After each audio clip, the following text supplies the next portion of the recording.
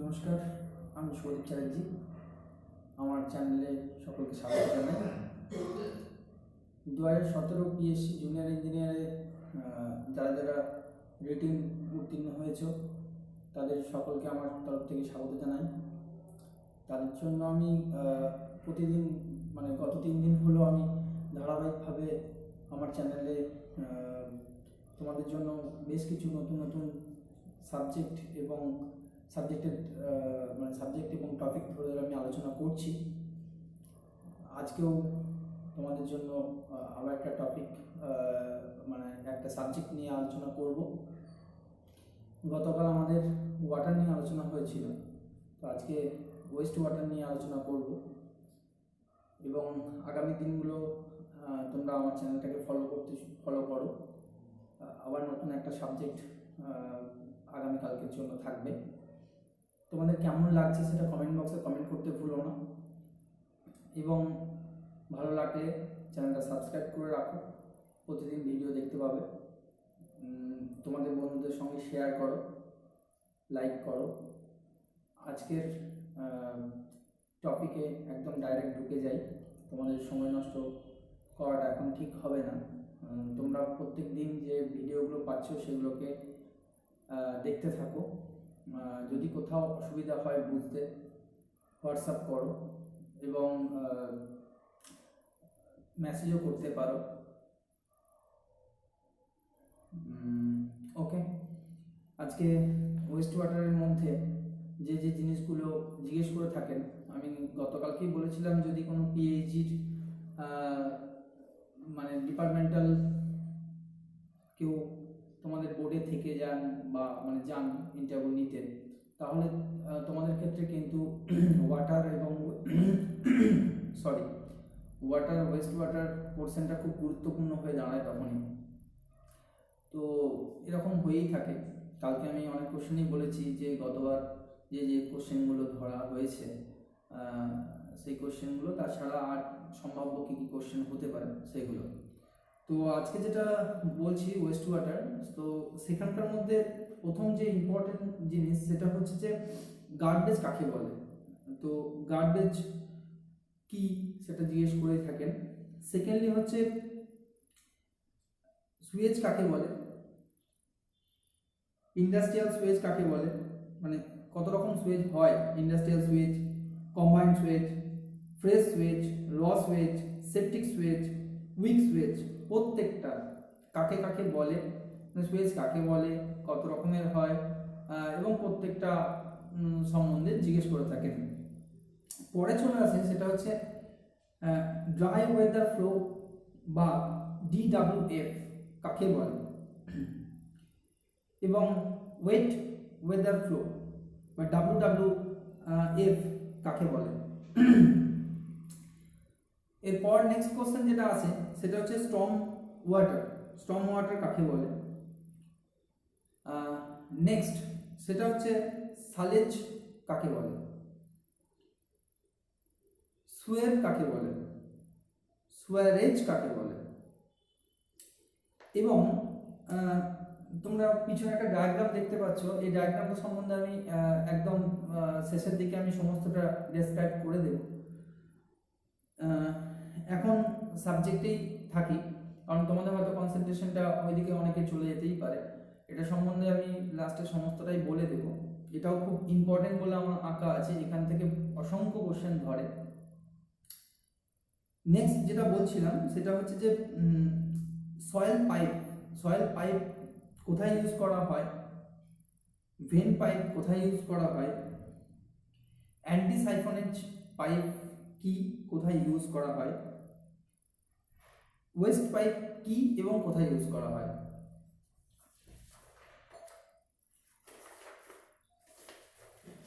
Next যেটা সেটা হচ্ছে রেইনফল ইন্টেন্সিটির কয়েকটা ফর্মুলা আছে, I = কি কি সেটা জিজ্ঞেস করে থাকেন। পরের কোশ্চেন হচ্ছে quantity of dry weather flow, খানিক আগে আমি বললাম ড্রাই ওয়েদার ফ্লো। তো এইভাবে জিজ্ঞেস করে থাকে বা এভাবেও জিজ্ঞেস করে থাকেন যে মানে ডায়োভার্জেন্ট ফ্লো কাকে বলেন, বা এইভাবেও জিজ্ঞেস করেন যে total quantity of water supply plus additional due to infiltration minus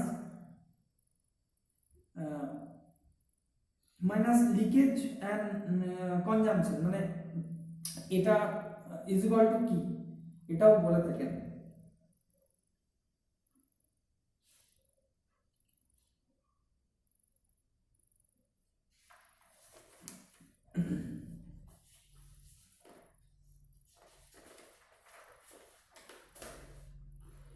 next চলে যাচ্ছি, সেটা হচ্ছে যে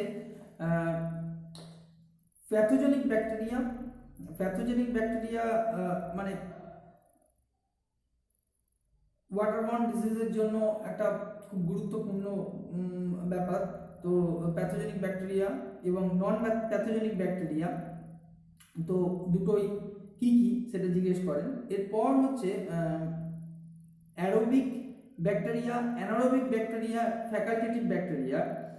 এই প্রত্যেকটা ব্যাকটেরিয়া মানে কোনটা অক্সিজেনের উপস্থিতিতে কাজ করে, কোনটা অক্সিজেনের অনুপস্থিতিতে কাজ করে, কোনটা বোধ অক্সিজেনের উপস্থিতি এবং অনুপস্থিতিতে কাজ করে, এবং তাদের কোথায় মানে সেপ্টিক ট্যাঙ্কে কোন ধরনের আমরা ব্যাকটেরিয়া পাই, এই ধরনের কোশ্চেন জিজ্ঞেস করে থাকেন আর কি।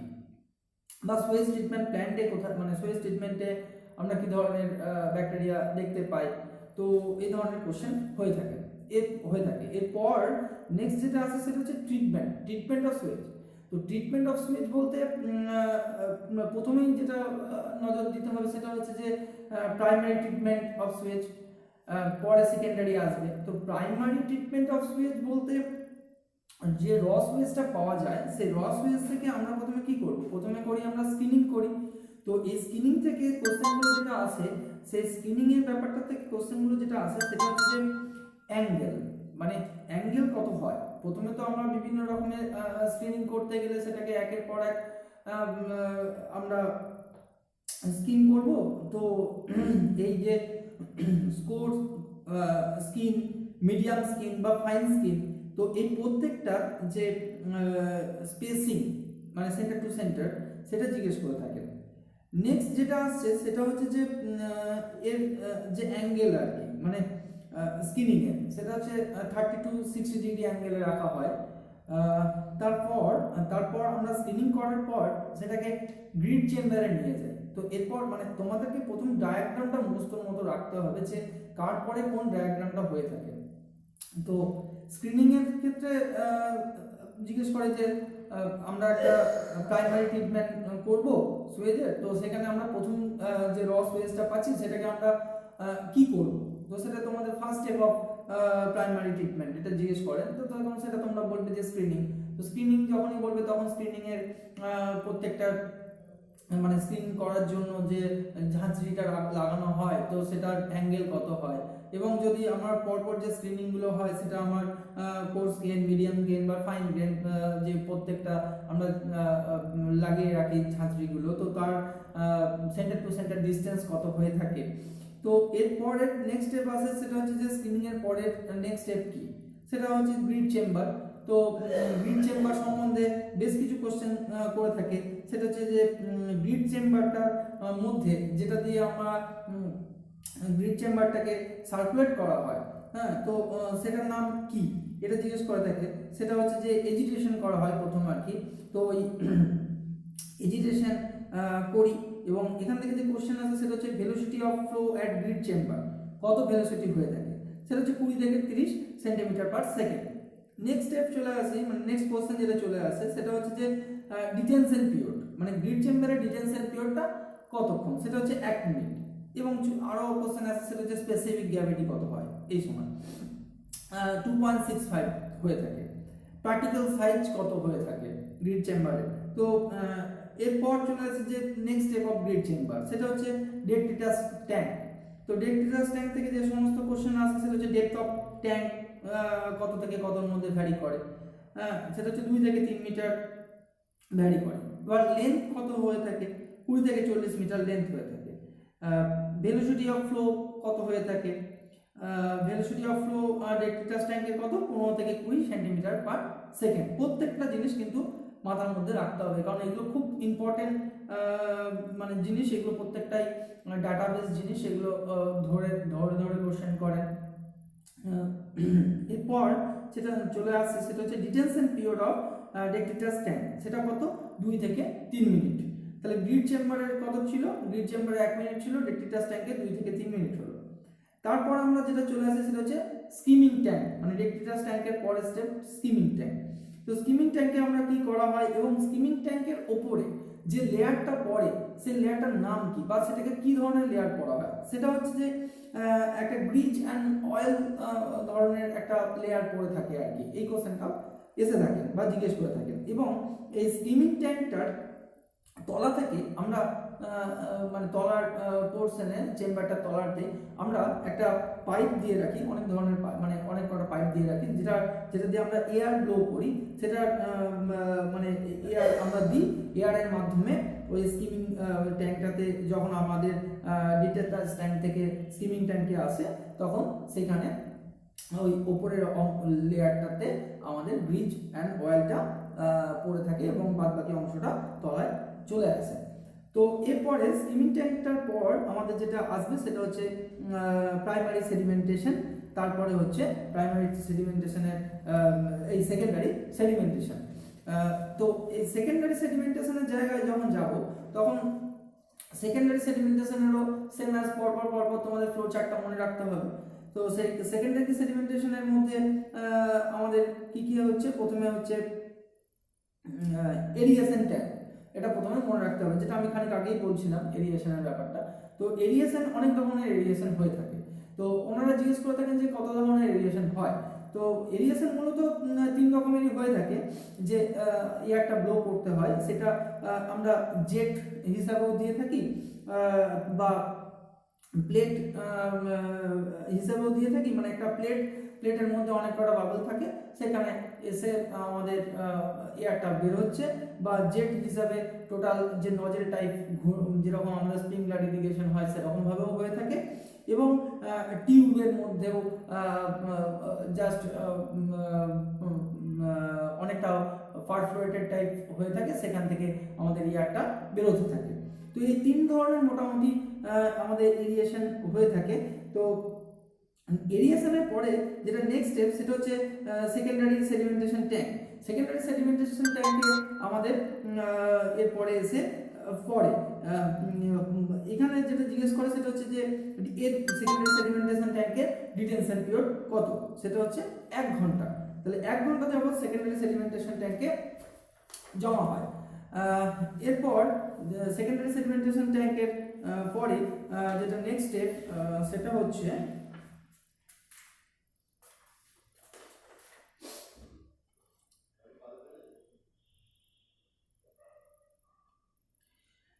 হ্যাঁ, মানে এইটা একটা পদ্ধতি। এরপরে সেকেন্ডারি সেডিমেন্টেশন ট্যাঙ্কের এরপরে আমরা নিয়ে যাব সেটা হচ্ছে যে ডোজিং ট্যাঙ্ক, মানে আমরা ডোজিং ট্যাঙ্কে নিয়ে যাব, এবং ডোজিং ট্যাঙ্কের পর একটা মাঝখানে ডোজিং ট্যাঙ্কের পর সেটা হচ্ছে ট্রিকলিং ফিল্টার আমরা ইউজ করে থাকি।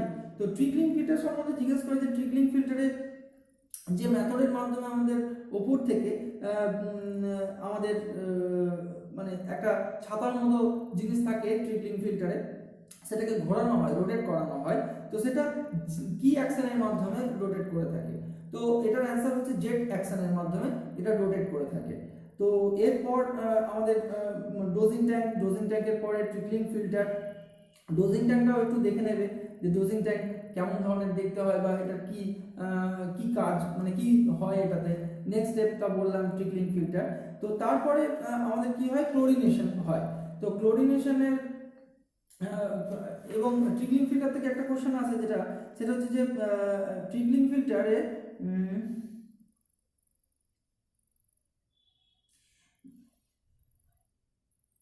রিমুভ অফ বিওডি কত পার্সেন্ট হয়ে থাকে।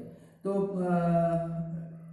it remove total solid of sewage and reduce BOD হয় হচ্ছে 75%, এটাও জিজ্ঞেস করে থাকে। এরপর যেটা বলছিলাম সেটা হচ্ছে ক্লোরিনেশন। তো ক্লোরিনেশনের ক্ষেত্রে আমাদের একটা ক্লোরিনেশন একটা চেম্বার হয়ে থাকে, যেখানে আমরা ক্লোরিন অ্যাড করি, সেখান থেকে ক্লোরিনেশন হয়। তো এই ক্লোরিনেশনের ক্ষেত্রে হচ্ছে যে ক্লোরিনেশনটা এটার কন্ট্যাক্ট পিরিয়ডটা জিজ্ঞেস করে থাকে, সেটা হচ্ছে 15 মিনিট যাবত আমাদের ক্লোরিনেশনটা করতে হয়। নেক্সট সেটা হচ্ছে যে অক্সিডেশন পয়েন্ট, মানে ক্লোরিনেশন হয়ে যাওয়ার পর আমাদের যেটা ক্লোরিনেশন হয়ে গেল, তো ক্লোরিনেশন হয়ে যাওয়ার পর আমাদের যে নেক্সট স্টেপ সেটা হচ্ছে ডিসপোজাল। আমাদের যেটা ওয়েস্ট রইলো সেটা আমরা ডিসপোজাল করে দিই। সেটা হচ্ছে যে একটা অক্সিডেশন পন্ডের মধ্যে আমাদের ওটা নিয়ে যাওয়া হয়, নেক্সট ওটা আমাদের ডিসপোজ করে দেওয়া হয়। তো এখানে ক্লোরিন অক্সিডেশন পন্ডের একটা ডিটেনশন পিরিয়ড আছে, সেটা হচ্ছে 7 থেকে 14 দিন, এটাও ওনারা জিজ্ঞেস করে থাকেন। তো প্রত্যেকটা স্টেপ সেটা হচ্ছে primary sedimentation tank and secondary সেডিমেন্টেশনের প্রত্যেকটা তোমরা ফ্লো চার্টগুলো মুখস্থ করবে, এবং মানে কার পরে কি হয় এটাও তোমরা দেখে রাখবে।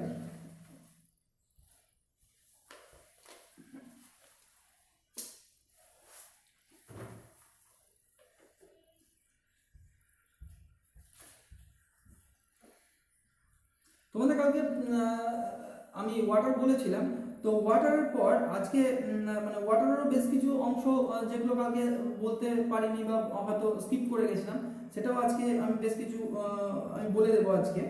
তো তোমরা একটু শুনতে দেখো। সেটা হচ্ছে যে একটা কোশ্চেন যেমন গতবার ধরেছিল, সেটা হচ্ছে what is the method of boring a tubewell in a soft and unconfined soil. তো সেটার অ্যান্সার হচ্ছে ওয়াশ অর জেট বোরিং এটা। তো এরপর আরেকটা কোশ্চেন যেটা এসেছিল সেটা হচ্ছে the minimum spacing of deep tubewell, মানে একটা ডিপ টিউবওয়েল থেকে আরেকটা ডিপ টিউবওয়েল, দুটো ডিপ টিউবওয়েল আমরা বসাবো, যদি কাছাকাছি হয় তো তাহলে কি হবে, অনেকটা জল নেমে যাওয়ার সম্ভাবনা থাকে, মানে একটা জল পাবো একটা জল পাবো না, তো সেটার জন্য মিনিমাম একটা স্পেসিং রাখা হয়। সেটা কত, সেটা হচ্ছে 1.5 স্কোয়ার মিটারে একটা করে আমরা বসাবো, মানে 1.5 স্কোয়ার মিটার থেকে একটা মানে একটা স্কোয়ার কিলোমিটার, স্কোয়ার কিলোমিটারের মধ্যে একটা করে আমরা বসাতে পারি। এরপর নেক্সট যে কোশ্চেন সেটা হচ্ছে যে মানে ধরেছিল গতবারে, সেটা হচ্ছে what is the most commonly use pipe, মানে use pipe which used to transporting of water, মানে কমনলি মোস্ট কমনলি ইউজ একটা পাইপ যেটা আমাদের খুব ইজি টু হ্যান্ডেল হয় ট্রান্সপোর্টেশন অফ ওয়াটারের জন্য, সেটার অ্যান্সার হচ্ছে কাস্ট আয়রন। এরপর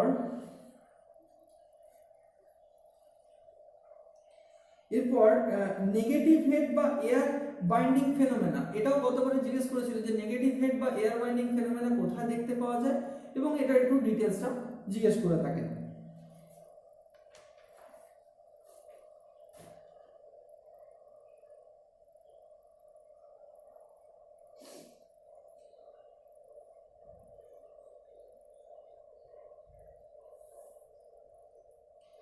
ভালভগুলো সম্বন্ধে কালকে তোমাদেরকে বলেছিলাম, তবুও আরেকবার মনে করিয়ে দিই, রিপিট করি। সেটা হচ্ছে যে সুইচ ভালভ বা গেট ভালভ বা শাট অফ ভালভ, তিনটে জিনিস কিন্তু একই, মানে প্রত্যেকটা ভালভের কিন্তু একটাই নাম। তো যদি তোমরা হয়তো সুইচ ভালভ পড়ে গেলে, বাট তোমাদেরকে জিজ্ঞেস করলো যে শাট অফ ভালভ কি বা কোথায় ইউজ করা হয়, তোমরা হয়তো বুঝতেই পারলে না। তো তিনটে জিনিস কিন্তু একই নাম, সুইচ ভালভ, গেট ভালভ বা শাট অফ ভালভ, এটা কোথায় ইউজ করা হয় এবং আমরা হ্যাঁ কোথায় ইউজ করা হয় এটাই মেনলি জিজ্ঞেস করে থাকি, বা এই ফাংশনটা কি। এবং এরপরে যেটা বলি সেটা হচ্ছে যে চেক ভালভ বা নন রিটার্ন ভালভ বা রিফ্লাক্স ভালভ, এই তিনটাও কিন্তু একই জিনিস, একই নাম। এটার ক্ষেত্রেও তাই, ইউজ কোথায় এবং এটার ফাংশন কি এটাও জিজ্ঞেস করে থাকেন। এবং স্কাওয়ার ভালভ, ড্রেন ভালভ বা ব্লো অফ ভালভ, এই তিনটেও কিন্তু একই নাম, এটাও কোথায় দেওয়া হয় এটা জিজ্ঞেস করে থাকেন। নেক্সট হচ্ছে এয়ার রিলিফ ভালভ বা প্রেসার রিলিফ ভালভ, এটাও কোথায় ইউজ করা হয় সেটা জিজ্ঞেস করে থাকেন।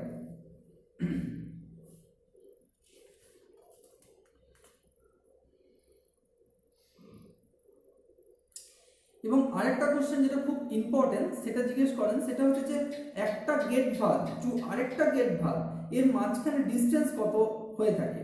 এর মাঝখানে ডিস্টেন্স হয়ে থাকে 200 মিটার, মানে একটা গেট ভালভ টু আরেকটা গেট ভালভের ডিস্টেন্স হয়ে থাকে 200 মিটার।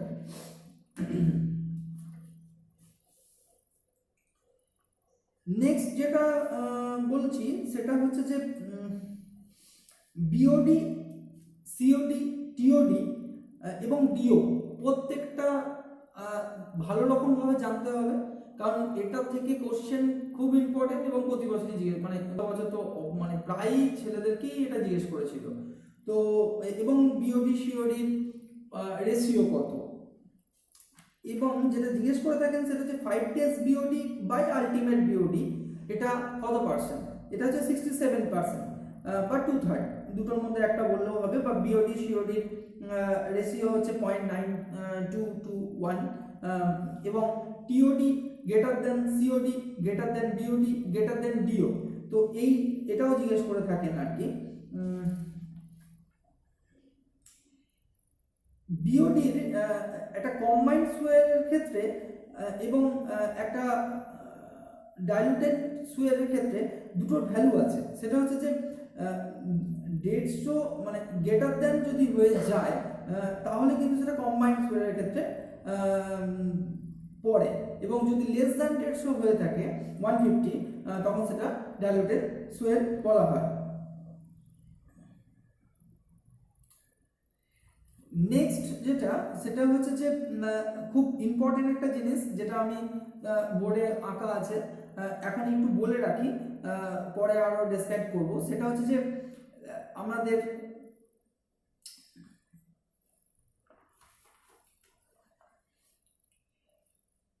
আগে নামগুলো বলি, পরে যখন এখানে ডেসক্রাইব করব তখন তোমরা আরো ভালো করে বেটার বুঝতে পারবে। এখান থেকে যেটা জিজ্ঞেস করে সেটা হচ্ছে যে ল্যাটারাল সোয়ার মানে হাউস সোয়ার, ল্যাটারাল সোয়ার, ব্রাঞ্চ সোয়ার, মেন সোয়ার, ট্রাঙ্ক সোয়ার অ্যান্ড আউটফল সোয়ার, প্রত্যেকটা ডায়ার জানতে হবে, মানে ডায়াগুলো খুব ইম্পর্টেন্ট। এবার আমি বলি, যদি ল্যাটারাল সোয়ারের ডায়া হচ্ছে 150 থেকে 225 mm, এবং এটার ক্ষেত্রে এর ভেলোসিটিটাও জিজ্ঞেস করে থাকে। তো ল্যাটারাল সোয়ারের ক্ষেত্রে ভেলোসিটি হচ্ছে 0.9 মিটার পার সেকেন্ড। এরপর নেক্সট যেটা চলে আসে সেটা হচ্ছে ব্রাঞ্চ সোয়ার। ব্রাঞ্চ সোয়ারের ডায়া হচ্ছে, আগেরটা কত ছিল 150 থেকে 225, এটা আবার 225 থেকে শুরু হচ্ছে, 225 থেকে 600 mm। এর ভেলোসিটি কত, ভেলোসিটি হচ্ছে ভেলোসিটিটা আস্তে আস্তে কমতে থাকে। আগেরটা কত বলেছিলাম 0.9 মিটার পার সেকেন্ড, এই ক্ষেত্রে ভেলোসিটি হচ্ছে 0.75 মিটার পার সেকেন্ড। নেক্সট হচ্ছে মেন সোয়ার। মেন সোয়ারের ক্ষেত্রে আগেরটা থেকে একটু ভাবো, 225 থেকে 600 বলেছিলাম 600 mm, এই ক্ষেত্রে আবার 600 থেকে শুরু হচ্ছে, মানে মেন সোয়ার কত 600 থেকে 900 mm। আর ভেলোসিটি কত, ভেলোসিটি হচ্ছে আগেরটা বলেছিলাম 0.75, এই ক্ষেত্রে ভেলোসিটি হচ্ছে 0.6 মিটার পার সেকেন্ড। নেক্সট হচ্ছে ট্রান্সফার। ট্রান্সফারের ক্ষেত্রে আগে বলা হয়েছিল 900 mm, ট্রান্সফারের ক্ষেত্রে হচ্ছে 1 থেকে 2 মিটার, এবং এর ভেলোসিটি হচ্ছে 0.5 মিটার পার সেকেন্ড। নেক্সট হচ্ছে আউটফল সোয়ার। আউটফল সোয়ারের ক্ষেত্রে হচ্ছে 1.8 থেকে 3 মিটার। কখনো কখনো তোমরা নিজেদের হয়তো মনে রাখার সুবিধার্থে 2 থেকে 3 মিটারও বলতে পারো, যেহেতু ট্রান্সফার 1 থেকে 2 মিটার, এই ক্ষেত্রে আউটফল সোয়ারটা তোমরা 2 থেকে 3 মিটারও মনে রাখতে পারো, কিন্তু অ্যাপ্রোপ্রিয়েট যদি হয় তাহলে হচ্ছে 1.8 থেকে 3 মিটার। আর এটার ক্ষেত্রে ভেলোসিটি কত 0.45 মিটার পার সেকেন্ড। তো মিনিমাম ভেলোসিটি অফ সোয়ার কত হচ্ছে তাহলে 0.45 মিটার পার সেকেন্ড।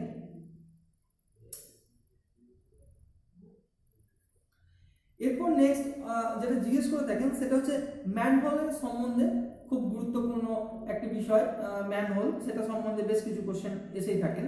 সেটা হচ্ছে যে কোন লোকেশনে আমরা ম্যানহোলটা করব।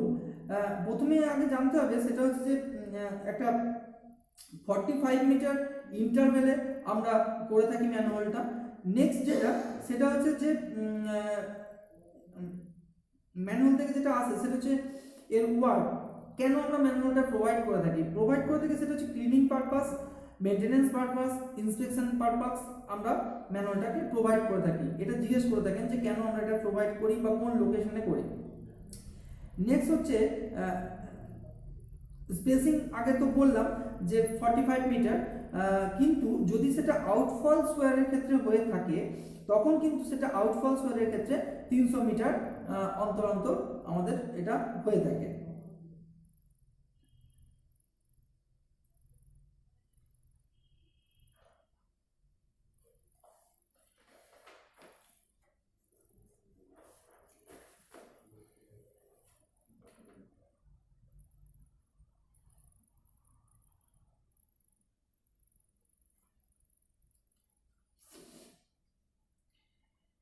আর একটা কোশ্চেন খুব ইম্পর্টেন্ট যেটা এসে থাকে সেটা হচ্ছে ওয়াটার ট্রিটমেন্ট প্ল্যান্ট আমরা কতদিনের জন্য ডিজাইন করে থাকি, বা সুয়েজ ট্রিটমেন্ট প্ল্যান আমরা কতদিনের জন্য ডিজাইন করে থাকি, এবং যে পাইপ লাইন মানে সুয়েজ ট্রিটমেন্টের জন্য যে পাইপ লাইন বা আমাদের ওয়াটার ট্রিটমেন্টের জন্য যে পাইপ লাইনটা সেটা আমরা কতদিনের জন্য এটা ডিজাইন করে থাকি।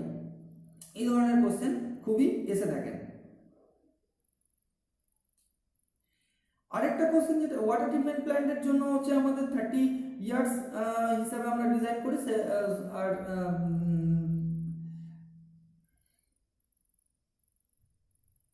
সুয়েজ ট্রিটমেন্ট প্ল্যান্টের জন্য আমরা 20 ইয়ার প্ল্যান মানে করে থাকি। আরেকটা যেটা খুব ইম্পর্টেন্ট একটা কোশ্চেন সেটা হচ্ছে যে এফিসিয়েন্সি, অ্যাক্টিভেটেড স্লাজ প্রসেসের এফিসিয়েন্সি কত? অ্যাক্টিভেটেড স্লাজ প্রসেসের এফিসিয়েন্সি হচ্ছে 95%। আর অক্সিডেশন পয়েন্ট এটাতে এফিসিয়েন্সি কত? 99%। এই দুটো জিজ্ঞেস করে থাকেন। এরপর হচ্ছে যে একটা কোশ্চেন করে থাকে যে যদি আমাদের যেটা রুরাল এরিয়া, সেই রুরাল এরিয়ার ক্ষেত্রে আমরা যে বেস্ট মেথড মানে কি মেথডের সাহায্যে আমরা এটার মানে সুয়েজ ট্রিটমেন্টটা করে থাকি। তো এই ক্ষেত্রে তোমরা বেস্ট মেথড বলতে অক্সিডেশন পন্ড বেস্ট মেথড, তো সেখানে বিওডি এফিসিয়েন্সি 99%, এটা মনে রাখতে হবে, এটা গতবারে অনেকেই জিজ্ঞেস করেছে। এবং আরেকটা জিনিস জিজ্ঞেস করে থাকে সেটা হচ্ছে যে এই যে সুয়েজটা সেটা একটা লোকালয় থেকে কতটা দূরে নিয়ে গিয়ে সেটাকে ফেলা হয়, সেটা বলবে যে লোকালয় থেকে 500 মিটার দূরে নিয়ে গিয়ে সেটাকে ডিসপোজ করা হয়। এবং এটার depth not more than 1.2 metre বলতে হবে। এবং এখান থেকে এটার আরেকটা কোশ্চেন যেটা আসে সেটা হচ্ছে যে এর ডিটেনশন পিরিয়ড 10 থেকে 15 দিন। এবং আরেকটা কোশ্চেন এখান থেকে জিজ্ঞেস করেন সেটা হচ্ছে 200টা সানি ডে লাগে, আর মানে 200 sunny day R required for the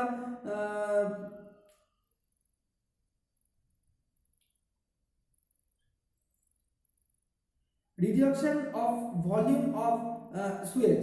তো কত সানি ডে লাগে? 200 সানি ডে। তো এটা জানতে হবে আর কি।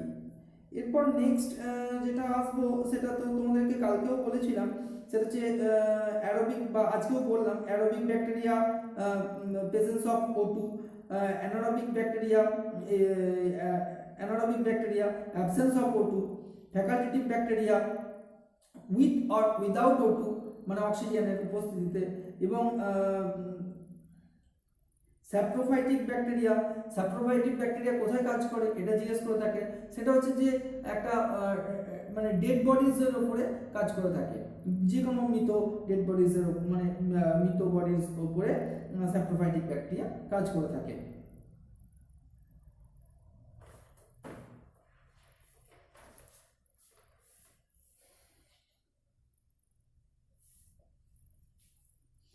নেক্সট একটা জিনিস জিজ্ঞেস করে থাকে, খুব ইম্পর্টেন্ট একটা জিনিস, গতদিন আমি বলেছিলাম যে পাইপ লাইন আমরা কোথা থেকে কোথায় বসাবো, উপর থেকে নিচের দিকে, মানে স্লোপটা কোন দিকে হবে, না নিচ থেকে উপরের দিকে। এটার ক্ষেত্রে তোমাদেরকে একটা জিনিস সম্মুখীন হয়ে থাকবে, সেটা হচ্ছে যে এখানে অ্যাকচুয়ালি যদি গ্রাউন্ডটা আন্ডুলেশন সারফেস হয় বা গ্রাউন্ডে যদি রাফ সারফেস হয়, তাহলে আমাদের গ্রাউন্ডের তলা দিয়ে যদি কোনো পাইপলাইন নিয়ে যেতে হয় তাহলে আমরা বুঝবো কি করে যে সেটা কিভাবে স্লোপ মেনটেন হচ্ছে। তো সেই ক্ষেত্রে একটা রড ইউজ করা হয়ে থাকে। তো সেই রডটার নাম জিজ্ঞেস করেন, সেই রডটার নাম হচ্ছে বনিং রড। ঠিক আছে, এই রডটা উপরে যে আমরা স্লোপটা ঠিক করেছি, সেই স্লোপটার থেকে রডের মাধ্যমে আমরা তলায়, মাটির তলায় যে সারফেসে আমাদের পাইপ লাইনটা লে করা হবে, তো সেটাকে মেজার করা হয়, তার নাম হচ্ছে বনিং রড।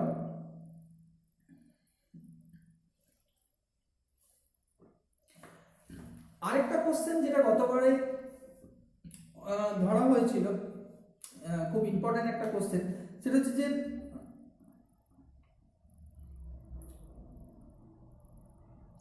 যদি কোনো পাইপ মানে পাইপ আন্ডারগ্রাউন্ডে লিক করে, তাহলে আমরা সেটাকে টেস্ট করব কি করে, মানে কোথায় লিক করেছে সেটা আমরা টেস্ট করব যে মেথডে, সেটা হচ্ছে যে আমরা একটা বল টেস্ট করতে পারি। পাইপে কোনো একটা এন্ড থেকে আমরা একটা বল মানে হায়ার এন্ড থেকে আমরা গড়িয়ে দিলাম, সেটা যেতে যেতে যেখানটাতে বাধাপ্রাপ্ত হচ্ছে সেটা আমরা বুঝতে পারবো। বা তাছাড়া সরি, আমি যেটা বলছিলাম সেটা হচ্ছে টেস্ট অফ অবস্ট্রাকশন, মানে কোথাও কোনো জায়গায় অবস্ট্রাকশন হলে সেটা আমরা বল টেস্টের মাধ্যমে করতে পারবো। আর যদি কোথাও লিকেজ হয়, তো সেটা আমরা একটা ওয়াটার কালার টেস্ট দিয়ে করতে পারি, মানে ওয়াটারটা একটা ওয়াটারের মধ্যে একটা কালার মিশিয়ে সেটাকে আমরা একটা টেস্ট করতে পারি। তাছাড়া আমরা যে হাউস পাইপলাইন যদি ভার্টিক্যালে কোনো প্রবলেম হয়ে থাকে, সেটা আমরা বুঝবো কি করে, সেটা আমরা বুঝি হচ্ছে স্মোক টেস্টের মাধ্যমে। তো এইগুলো খুব জিজ্ঞেস করে থাকেন আর কি।